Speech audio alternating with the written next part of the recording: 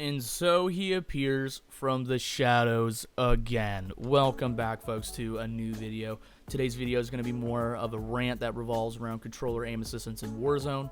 I feel that this issue needs to be spoken more about because it's ruining the experience of PC players in Warzone. To mention, I played Call of Duty on controller for close to 10 years, and 2 of those years were played at the highest competitive level. I would also like to mention that I've been playing PC since 2016, and I have achieved very high ranking in FPS games such as CSGO. Now please understand that I'm not talking about my accolades to merely boast about them, but to rather show that I have credibility to talk about this problem from both the perspective of an experienced console player and PC player. In previous Call of Duty titles, I do not recall aim assistance being as strong as it is now. Frequently when my friends or I get killed by a controller player, it can be hard to determine if that player is simply cheating or is on controller. As we all know, Warzone does have a massive cheating problem, in which players may be rage cheating by perfectly landing all their bullets from 100 meters away or simply spin botting and destroying everybody on the map. However, the aim assistance given to controller players on Warzone seems to be on the borderline of cheating in my opinion. There have been several times where I've been perfectly tracked through walls, perfectly tracked while strafing like a madman, perfectly headshotted by several rounds while running,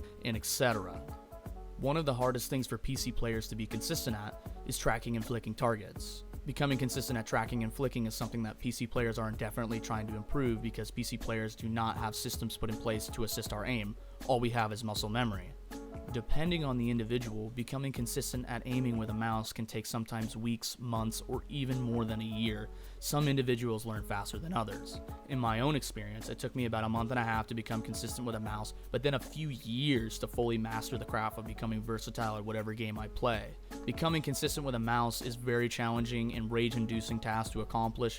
Several times I found myself quitting and going back to play games on consoles where I knew I was good, but eventually I let my ego go and realized that I was going to be bad for a long time. Anyways, my main point in saying all this is to imply that becoming consistent on a mouse is significantly more difficult than becoming consistent on a controller. Controllers are designed in a way that does not allow the player to have full control of their range of motion when aiming because of the use of an analog stick.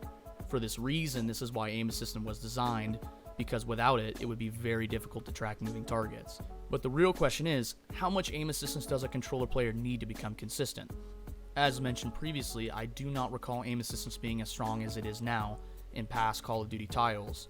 For example, in Advanced Warfare and Black Ops 3, many pro players stay below the sensitivity level of 6 depending on what role they play on their team. If they play as a submachine gun player, they're likely to run a higher sensitivity because they have to have the ability to do quick 180-degree turns when fighting multiple players at close range. Meanwhile, AR players would generally run lower sensitivity so they could be very accurate at medium to long range engagements. Moreover, pro players use lower sensitivities to be more accurate because the amount of aim assistance given was not as extreme as it is today. In Call of Duty Modern Warfare, however, I have seen none of this. Experienced players are generally running higher sensitivities because they know they don't have to aim precisely as much as they used to because of the increased aim assistance. For example, Mutex, a highly popular console Warzone streamer, plays 20/20 sensitivity and is able to accurately engage targets with an automatic rifle from a very far distance away and secure the kill. In previous titles, running that sensitivity while using a rifle would be extremely difficult. To conclude this point, aim assistance becomes a problem when controller players do not have to guide the right stick anymore. In previous Call of Duty titles, I vividly remember having to move the stick to track a target. When I tried using controller on Warzone, I barely had to guide the right stick on the target, the aim assistance did it for me. In previous Call of Duty titles, to be more consistent, you had to play on lower sensitivity so you could accurately track your target. Essentially, with the way aim assistance was configured in the past, you had to guide the stick way more to be able to stay on target. Of course, aim assistance was helping you stay on target while they are moving, but the most important part is that you actually had to have skill to stay on target, which takes time and practice. In COD Modern Warfare, I believe they have taken the skill and practice element away to make their game more attractive to new players. It's almost as if the devs' goals were to create the ultimate level playing field so that no matter how long you've been playing for, someone who is brand new to the game can be just as good as you, which in my opinion is completely unfair. Those who have played longer and dedicated more time to becoming better should be better. The next question that should be asked is, why did they turn up aim assistance so much this year? Aim assistance was increased to make it easier and more attractive for new players to be competitive with more experienced players. With Modern Warfare being a very attractive game for new players, Infinity Ward will earn more revenue. Basically, the decision may have been money motivated. Another reason may be because of the general assumption that all PC players are legends and will destroy console players in a Warzone and multiplayer environment. This assumption is simply not true. Not all PC players are going to be extremely good at the game. I'd actually be willing to say that a majority of PC players on COD are actually not as good as they are perceived to be. This may have led to the devs turning up the aim assistance to such a high amount, so that a decent controller player can have an advantage over an experienced PC player. However, I will acknowledge the fact that PC players do have the advantage of increasing their field of view and playing at a higher frame rate, but none of this matters when a console player can destroy you at any distance because of the aim assistance they're given.